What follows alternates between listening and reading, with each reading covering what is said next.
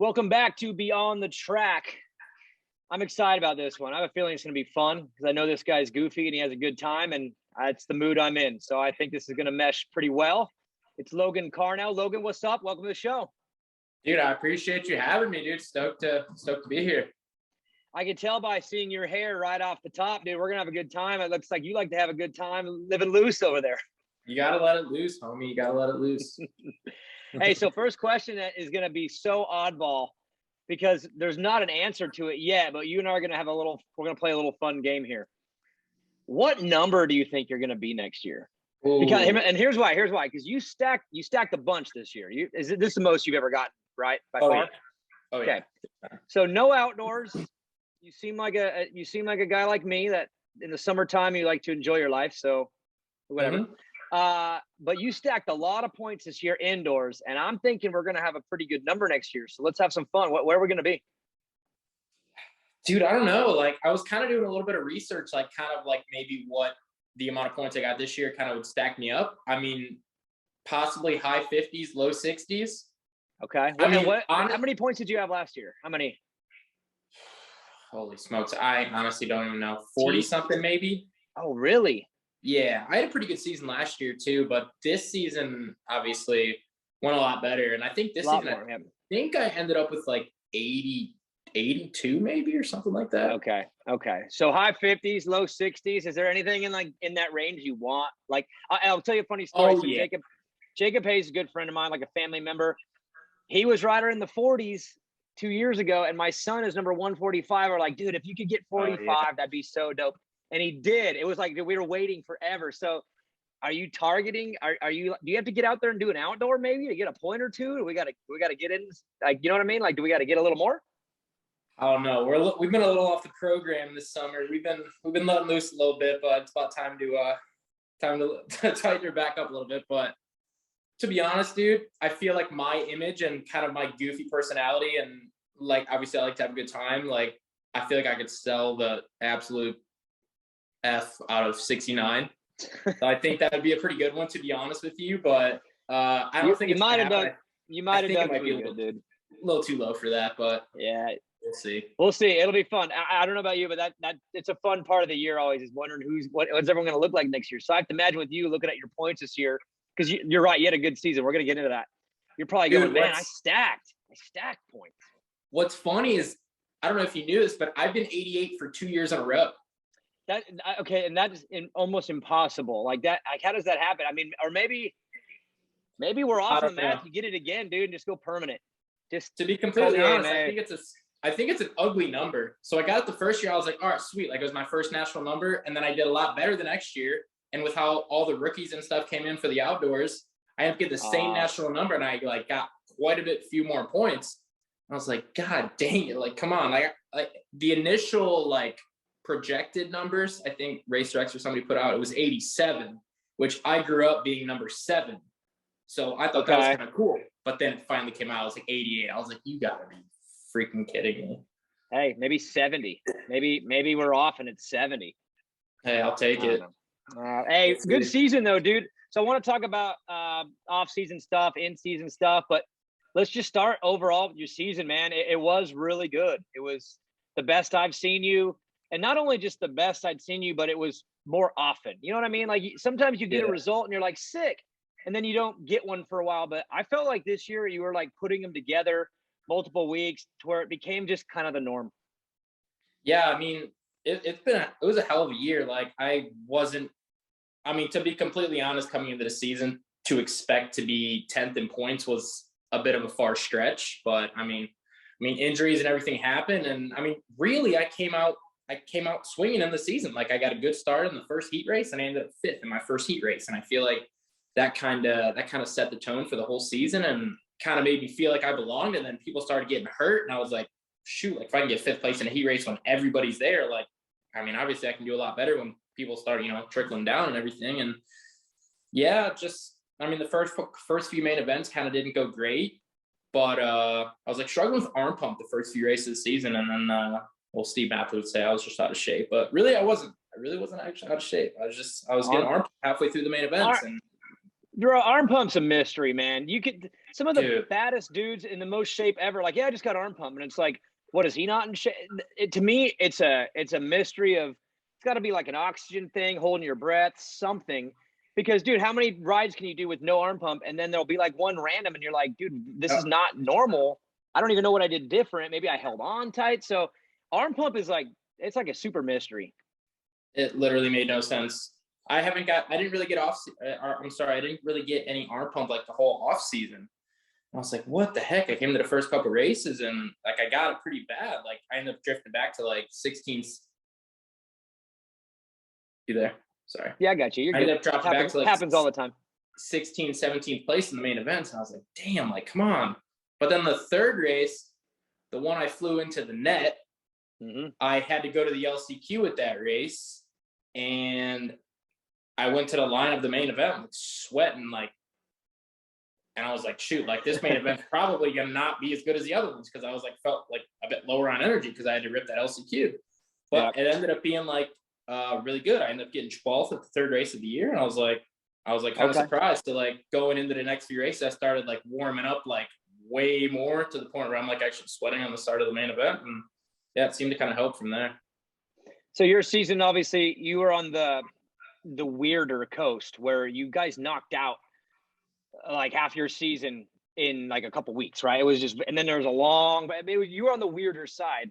What did it feel like blitzing through that first half of the season? And then it was like, whoa, we're 7 in. Like, was it kind of one of those, what just happened kind of things? I've talked to riders, even like Max Volan. It was like, dude, I was through the first 5 or 6 and it didn't even feel like one had registered yet. Did it feel that way to you a little?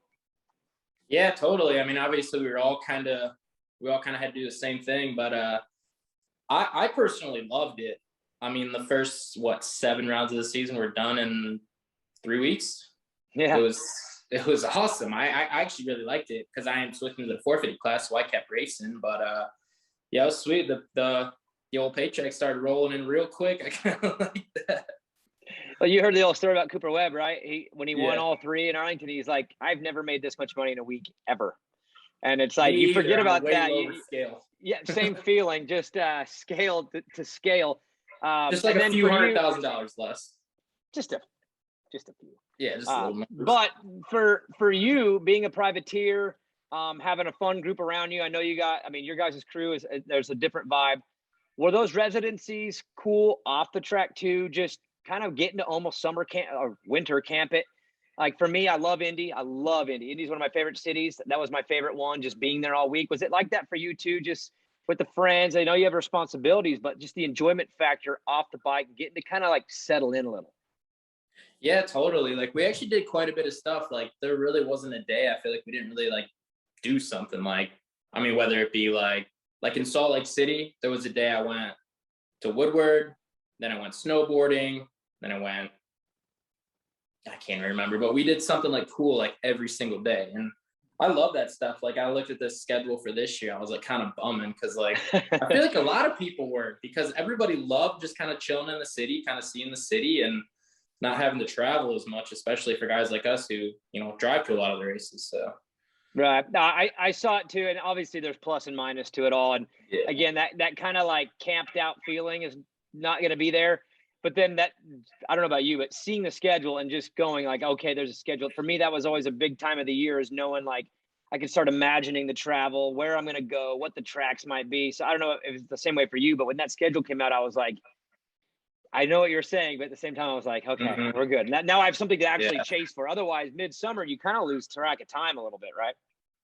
Yeah, totally. Like, I mean, yeah, like I was just saying, it was really nice just kind of chilling, like the team and everything. We would get Airbnbs at every city and kind of just have a home base for, 10, 11 days. So yeah, seeing the schedule back, knowing we're going to have to travel a lot again kind of sucks, but hey, back to reality, I guess. Back to the norm. One thing that you did different than a lot, and some started doing it, more started doing it, and I've noticed the trend is coming back, because it was big when I was racing, was riding the other coast that you're not racing 250 on. So you start riding the 450 in the other coast. I did it multiple ways. I did it where I would ride a 450 and I had like specific goals that I was chasing. But then I also did it sometimes where I was on my 250 more for testing or for me was making the cash. I just want to keep the money rolling in. Yeah. For you, what was the idea behind riding the other coast? Was it results based, money based? Like, why the heck am I going to go home based? Like, kind of talk me through the decision for you to just keep racing and go 450.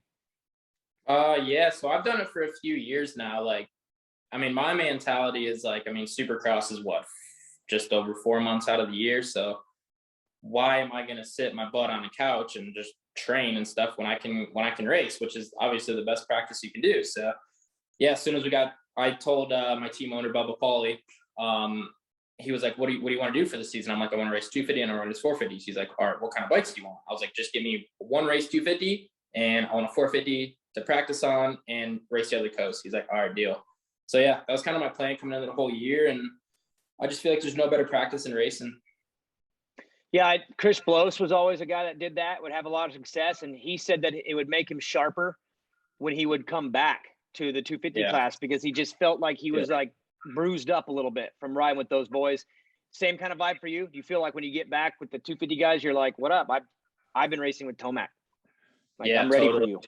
Like the last couple of years, my best results of the season came from when it went, back to the other coast. And I feel like I was a bit more prepared because I've been doing it for the past 7-8 weeks or whatever it is. You think you find some stuff on the bike too during that time? Because when you're riding the 250 class, you're probably focused on the results. You're chasing a number, a goal. But on the other coast, when you're doing the 450, I would have to imagine there's a little less pressure to where you can explore different settings, riding techniques. Maybe you're like, man, I suck at this. I got to fix this. Was it that way for you too, where this was a chance to maybe explore some things about yourself and the bike that could be used later?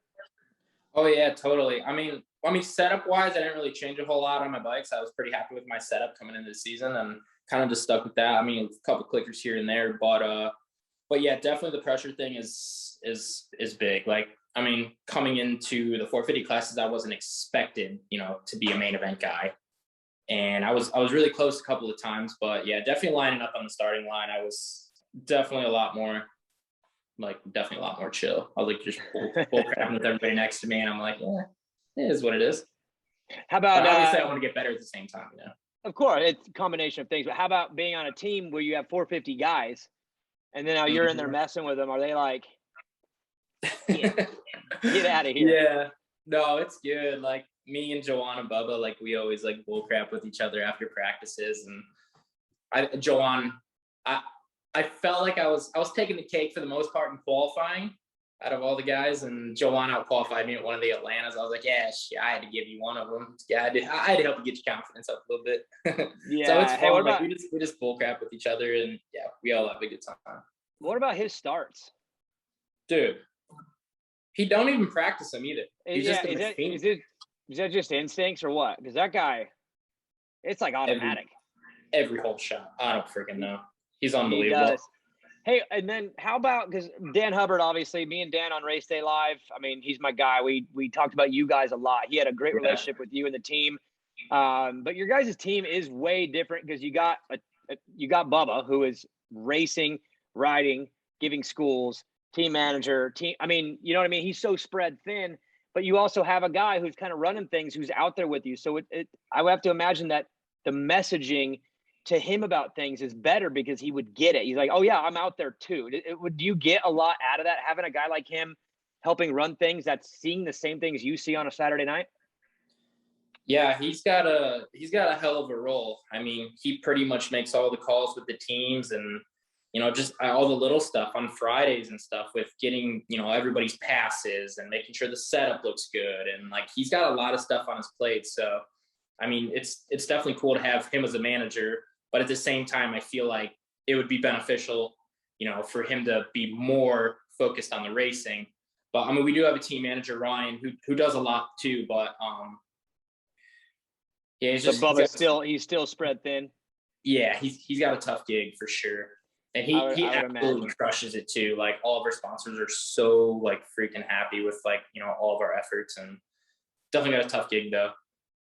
Yeah, it sounds like a fun team too. Last question on kind of the 2021 season. Give me a highlight and a low light. And don't talk about the nets, because that could kind of be both, right?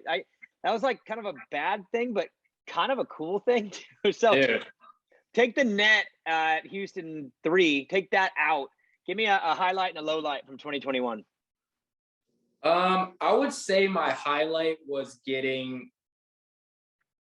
well, I guess the obvious answer would be my best main event finish at Salt Lake when I got a 7th. But honestly, I'd probably say my highlight was that when I got that 5th in that first heat race of the year, because we worked really hard this off season, and it was just so cool to kind of see that payoff, you know. So probably that. And the low line, yeah, the obvious answer is the net. But I mean, really, that wasn't, because it got it wasn't a lot of publicity. It did. I mean, you almost took a couple of our Star 450 guys out of the sport. Other than that, it was pretty good. It was pretty wild too, just the timing and where they all were and how the bike landed like at the feet. But no, so overall, you look at the season as a positive. Again, you're going to have motos here and there, but nothing stands out as being like, man, that was a bad one. No, not really. Like for the 250 side of the season, I feel like I was pretty solid at most of the races. I mean, the first couple of races, the arm pump thing was kind of a bummer, but I mean, other than that, I was, consistently doing pretty good.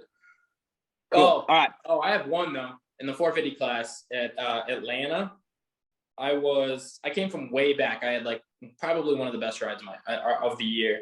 I came from almost last up to start, caught up to 10th place. Marvin Muscan crashes, I think, in the whoops. He starts rolling the rhythm. Which one is this? Atlanta 2? 2, maybe? 2 at the long set? I think it was the one that McAdoo fell on. Bad. On the over-under. The first one, maybe. Yeah, I don't even remember. He had a rough couple Atlantas, if we're being honest. Yeah, it was a rough couple trips. Did you see that they took him back to Atlanta Motor Speedway to drive the pace car? Yeah. I'm thinking that's the last person they should have brought back to that place. I know. Like, that poor do they not know? Do they not know what he did there? Maybe he's not the right guy.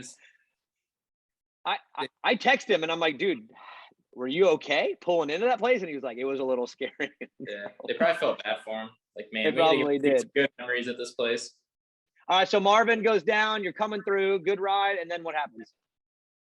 Yeah, I just thought he was down. I thought he was down, and he just started rolling the rhythm section and everything, and he ended up picking it back up in the last lap. I came over the finish line. I was pissed because I thought I had it, but it is what it is. Right there in front of you. Worse when you can see it too, right? I know. Yeah, exactly. All right, 2021 done. Okay. Let's talk off season. Now, I know in years past you have been active in the off season, like me, looking for races, not afraid to leave the country. That's all kind of weird now, right? Like, I mean, what is your off season? What have you been doing? Have you been able to do any of the things that you normally do? And then we're gonna get into Riviera de Loop. You won there, didn't you? Did you win Riviera de Loop? Yeah. Okay, because that's one of my favorite races ever. So we'll get to that in a second. But have you got a chance to do any of those, or are we locked out of there?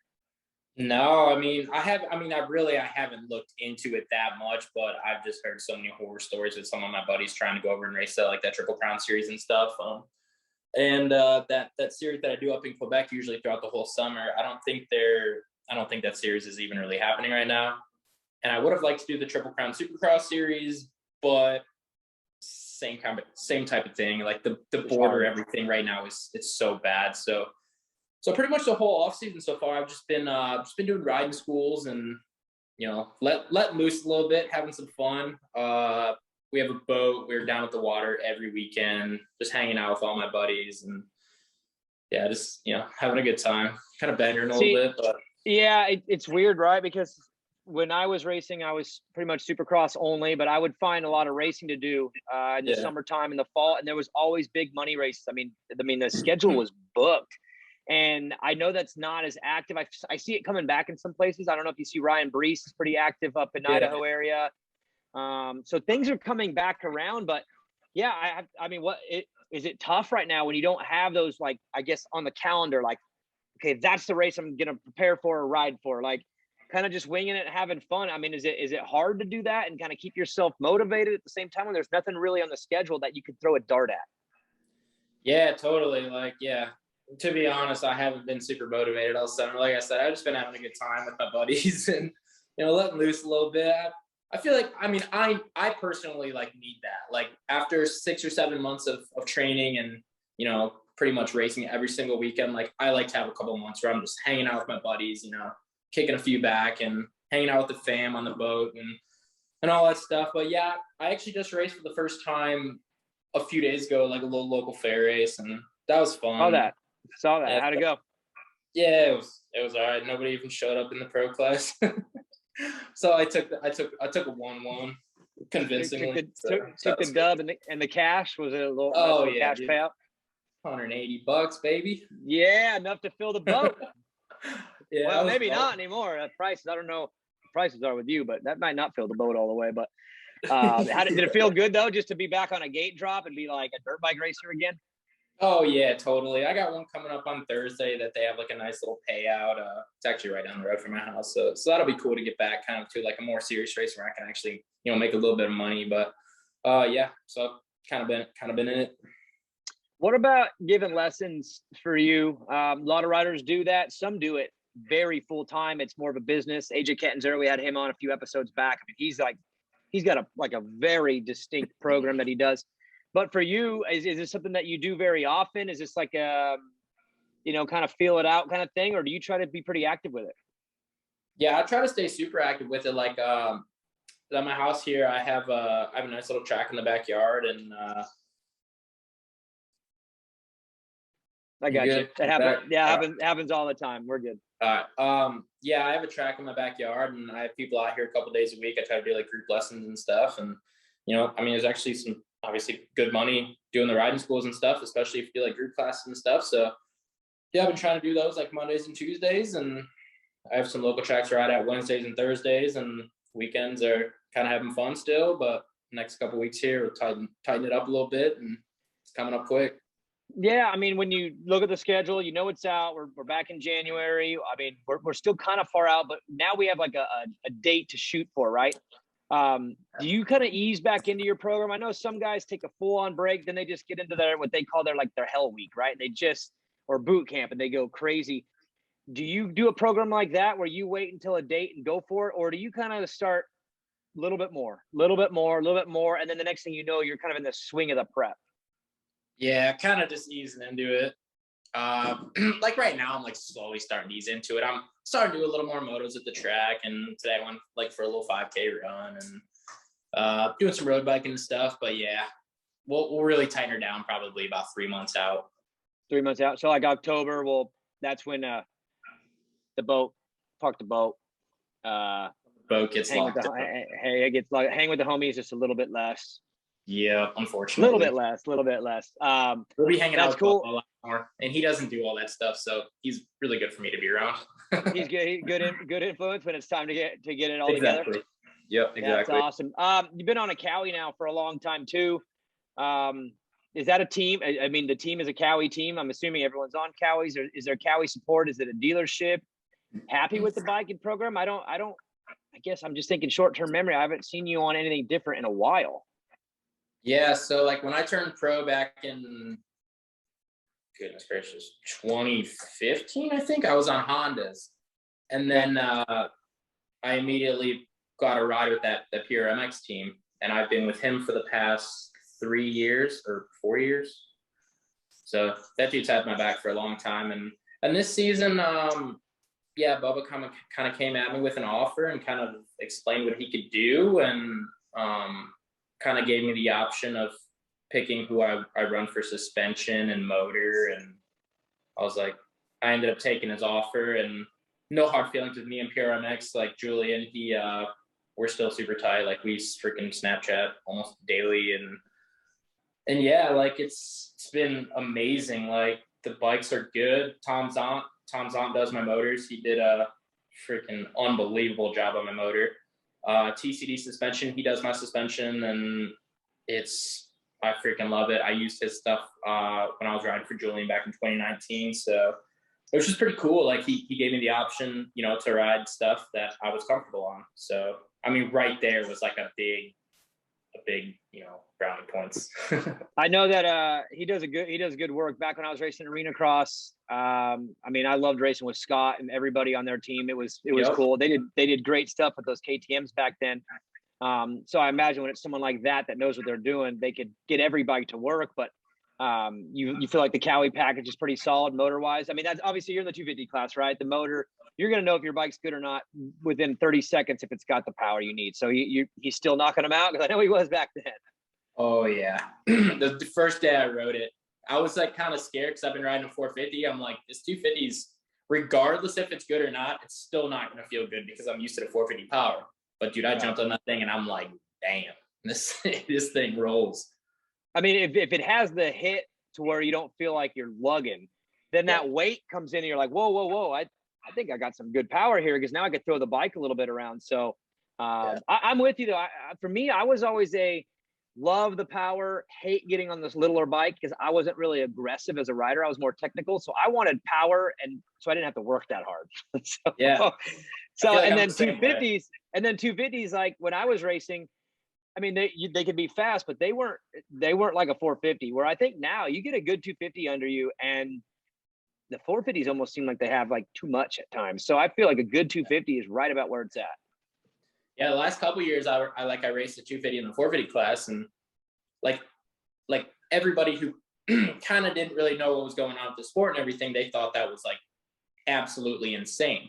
But it really isn't. Like when you're after the gate, from the gate drop to the first turn, obviously that's a big disadvantage. But I mean, once you get on the track, I don't really feel like it's a huge disadvantage.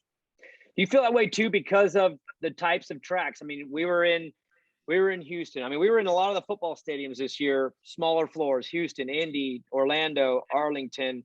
I just feel like those tracks are tight. They're like, they're not like your typical Supercross tracks like the Anaheims or wherever, where you got a lot of speed going. I feel like the mile per hour is slower. So if you got good hit on the 250, you're not really missing much. Like, did you ever feel this year like, oh, I can't get that obstacle because my bike can't? Yeah, I don't feel like that's like that anymore. Yeah, not really. I mean, the only places I could think of 450 would be an advantage would probably be Atlanta, obviously, or Daytona. But I mean, other than that, like, not really at all. What I know we're kind of skipping forward to next year, but do you, and I know the coasts are switching again, so it's going to be a little confusing here, but are you wanting to do the West Coast and get to the Anaheims, 250 class, Oakland, all that stuff, and then go back east 450? Or are you thinking maybe using the first half of the year or the first, say, 6 or 7 as a warm up and then hitting those tighter tracks? Like, which one do you think is going to be a better option for you if you could predict it? Shoot, to be honest, I really haven't even thought about it. Like the last few years I've done West.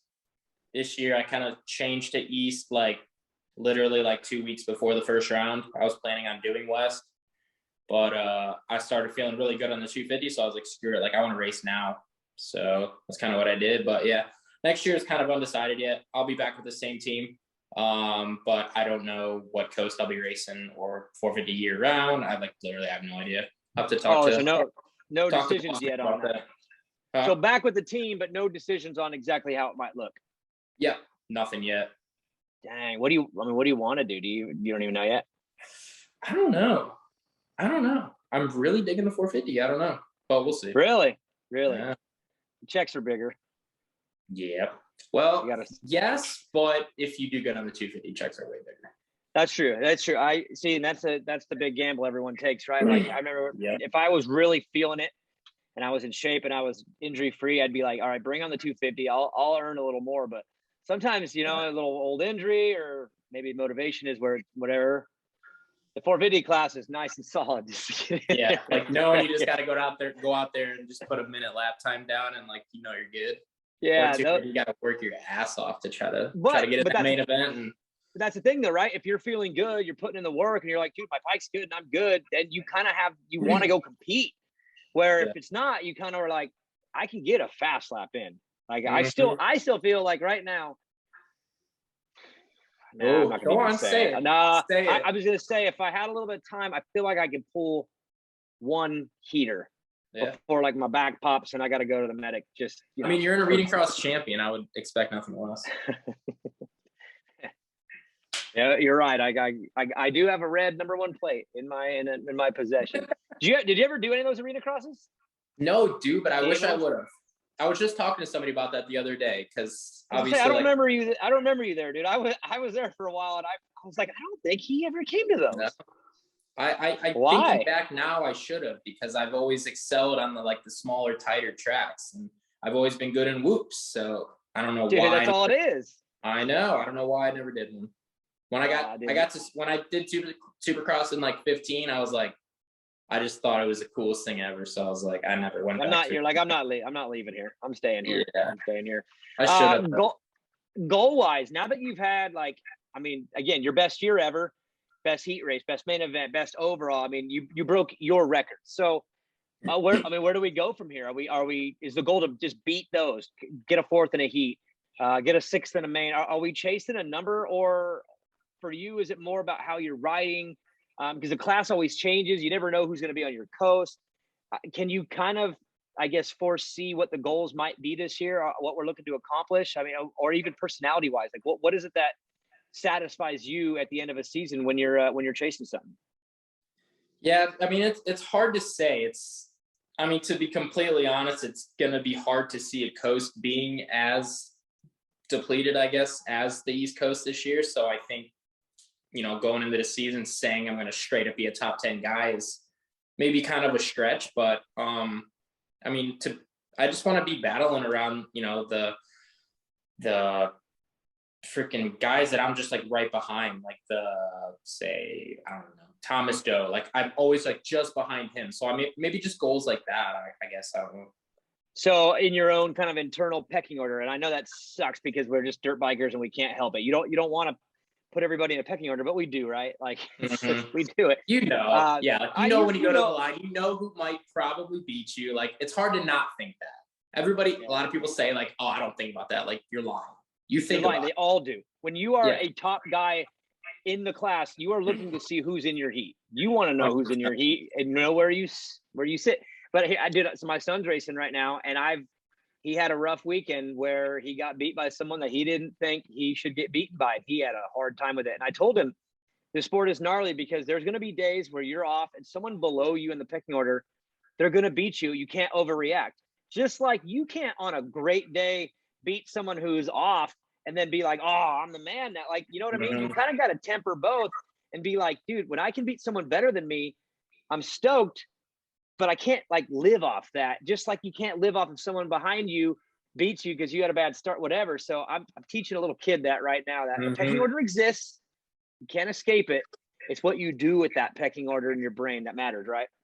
Yeah. It feels good when you're the big man that beats the guy that, you shouldn't beat, but then it also feels like shit when you're, the other guy, What if he would have got Marvin? What if he just hit neutral?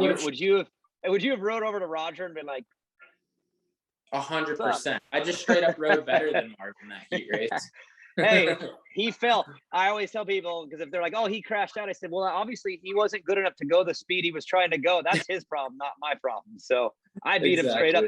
Hey, I'll tell you a funny story, and it's not, maybe it's not funny. Change the word. It's a unique story. But my very last Supercross was 2012 Houston. And I made the 450 main that night, and I beat James Stewart. To be fair, he crashed out early, right? Yeah, but nobody needs to know that. That's not my fault. I didn't have nothing to do with that. That was his own thing, whatever. So on the record books, my last Supercross, dude, I lapped him 8 times. Yeah, exactly. He never got back. What's it say on paper? I lapped him 8 times, and then I retired. He never got a chance to beat me again. The duel, I ended on top. You sent him into early retirement, right? I did. That's why he quit, because he's like, that guy.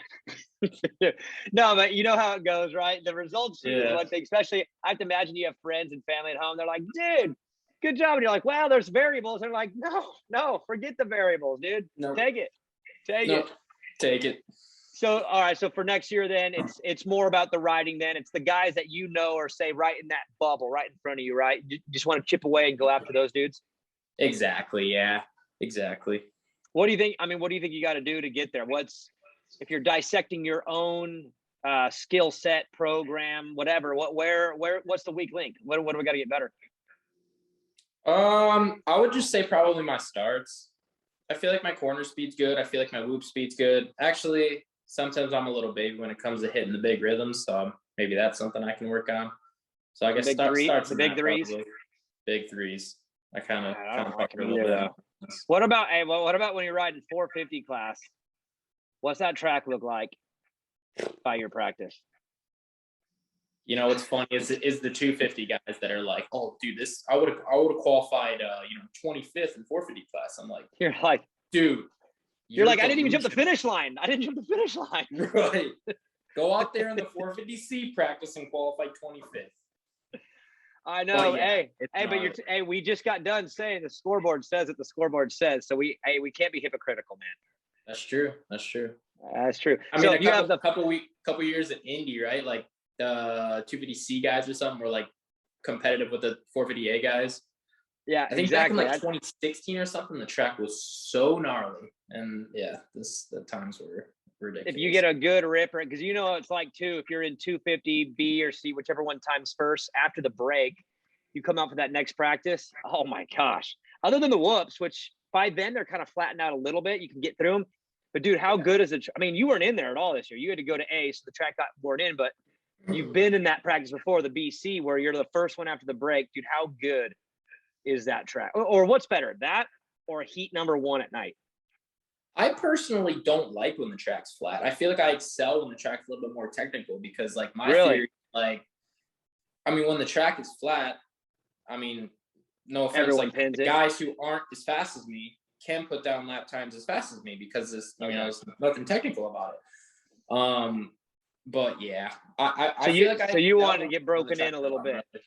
You want it broken in, so you got to actually think and do some skill. Because those, I mean, dude, if you're heat number 1 at night, you don't even have to let off because sometimes it's kind of fluffy, like they don't pack it in, so it's a little loose. Like you don't have to let off really at all. Yeah, totally. And when I jumped into the 450 class at Orlando 2 in the 450C practice, that was the sketchiest track I've ever rode in my entire life. Orlando 2, because we had a little bit of weather at that one, right? Yeah, because remember it was the first round of the West, but I think it was like dry, but it had like weird pockets and ruts and stuff, like cupped out. And it was like dry. Dude. The jumps were super dry, and then had like super gnarly like pockets and edges, and it was gnarly. But and you're like, man, because half the 250 field did what I did. Like the 450C group was me, a lot of the guys. Sales, it was Schlosser, Morans. So it was basically half the 250A practice and 450C practice. So it was kind of cool. So you go from Orlando 1, dude, good track, broken in, all nice. And then you're like, same building the next day, fish out of water. Like, what is this? It was so gnarly. But like I said, I like it when it's like that. But yeah, it was definitely sketchy. I get bummed on race day live, and we do it because I don't know if you watched it, but we tried this year hyping up who was going to get the final 3 spots, 38, 39, 40 in the 450 class, because it would be set, but there'd be a couple guys left that had a shot at it. And we were trying to dramatize it and make it fun, but dude, I felt bad because it's like, I know that track is not easy right now. And these guys are trying to chase a lap time that, man, they might not be able to even get it. So we're like, oh, is he going to get it? Is he going to get it? And then like maybe 1 or 2 would pull it off. But then there was a lot of times when they would. And I was like, God, I feel bad because we're like hyping up something that probably can't happen. The track is brutal. Yeah. I remember I think it was what was the Atlanta where the finish line that had like 3 huge doubles in a row? You know which one I'm talking about? I think it was the first one because they were in the mud, remember? It was muddy. Yeah. And midway through 450B practice, it started raining. And luckily we all kind of had lap times in, and Bubba was in C practice. And there was like 1 or 2 people that made it out of there. Luckily he was one of them. But I mean, we were hyping it probably. Wasn't even competitive with ours because of how gnarly the track got. So right. Yeah. We were hyping it up though. It made it fun though for us because on Race Day Live after the 450A, I would imagine straight up a lot of the viewers don't stick around and watch, but I know some do. I know the numbers are there. And I'm like, dude, how can we make this more exciting? And we would always sit in that 30 to 45 range and just kind of like stay on it because there was something to like shoot for, Yeah. So and Bubba was in a bunch of those, dude. Mhm. we had him on the bubble a bunch, and even Dan Hubbard, he was like, "Come on, Bubba," and I'm like, I don't think we're supposed to be picking who to cheer for. I think we're supposed to stay out of this. But Dan he was so Hubbard stoked loves for him. Bubba. Loves him. Dan Loves Hubbard him. loves our whole team. You guys gave us so much publicity on Race Day Live, and like we appreciate that a ton. Now, and how does that help really? Like, I mean, explain it from the other side. I mean, I think I know what we're doing and helping the sponsors and getting the eyes on, but what is it like on that other side where we are, highlighting you guys or profiling you guys a bunch? Again, mostly because of you. You guys gave us the information. It's during these times of COVID, it's a lot harder for us to communicate and get the stuff we needed. You guys were really good about giving us information, so it made it easy. But how does it work on the other side when you're on the receiving end of that extra attention? I mean, were the sponsors stoked? Were the fans stoked? What was it like? Yeah, definitely the sponsors were happy. Like, because I mean, obviously all of our sponsors, they watch Race Day Live, and to hear their name, I mean, being broadcasted over however many thousands of people is awesome. Like they would shoot us texts and obviously Instagram messages and be like, man, like that's so cool. Like you guys are getting this much publicity out of Race Day Live. So yeah, appreciate you guys. You guys rock. Appreciate you, because again, I mean, it goes two ways. I can tell you straight up, as a commentator of the sport, information is power. The more we have, the better we can do our job. And mostly everybody's pretty cool with it, but you guys seem to be a little more active about getting it to us and making sure Dan knew what was going on. And I hope that if there's anyone watching this privateer wise or team wise, man, I mean, we're trying our best, but if you meet us in the middle, like, dude, you give us all the power in the world and we can do that stuff. So, I speak on behalf of Dan and myself and everyone at Race Day Live. You guys crushed it for us. And hopefully that continues from you guys and other teams as well, and gives us just, give us more ammo. We want to say things, we want to promote you guys, but it's hard when we don't know. And you guys definitely killed that for us this year. You guys were awesome. Hell yeah, it's awesome. It's definitely hard for obviously you guys to know everything about everybody. So obviously if there's, people that you have no idea who they are, it's hard to talk about them. But you guys obviously have a lot of information about us. So you guys are obviously giving us a lot of plugs, which is awesome. Right on. Don't worry, I've dropped the phone in these a few times. You're all solid. Last question for you, dude. This is beyond the track. You mentioned the boat, the friends. I mean, what's Logan like away from the track? I know you as a racer, but I mean, what do you do? Like, what's a Monday through Friday look like for you when racing is not involved? Like, take dirt bikes away. Take me beyond the track for a sec. Yeah, I mean, pretty much kind of what I said. Like, I love being out on the lake. We have a boat. I have some of my new buddies I just met. They have a nice boat out in about an hour from here. Like this whole past weekend was so much fun. Like we just ripped pitters all morning down the streets, doing wheelies. And then we went out on the boat, and then we went riding the next day. And then I had to meet my family at the beach yesterday after riding. So, I mean, yeah, pretty much just, I have a big BMX background too, actually. That's a thing. I actually almost quit riding for BMX at one point. So yeah, pretty much that's about it. Hanging out with the boys. Dang. And pretty much it. Well, right on, man. Well, hey, enjoy the rest of the summer and the fall. As we said, the calendar, dude, it keeps turning and we're getting closer and closer. So pretty soon we're going to have to lock in and put the phone away, get to work. So enjoy the rest of it. And again, thanks for coming on Beyond the Track. I appreciate it. Yeah, thanks. You appreciate it.